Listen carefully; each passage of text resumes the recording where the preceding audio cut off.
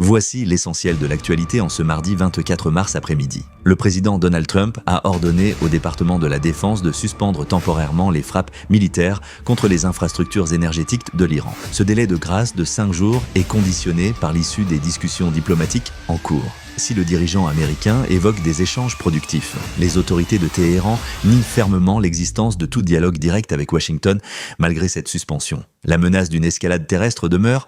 Les États-Unis envisageraient de lancer une opération amphibie contre des îles stratégiques iraniennes, selon des sources israéliennes. 4500 fusiliers marins et 3 navires de débarquement font route vers le Moyen-Orient. Une telle offensive pourrait paralyser 90% des exportations de pétrole de l'Iran, risquant de provoquer une envolée historique des cours mondiaux du brut.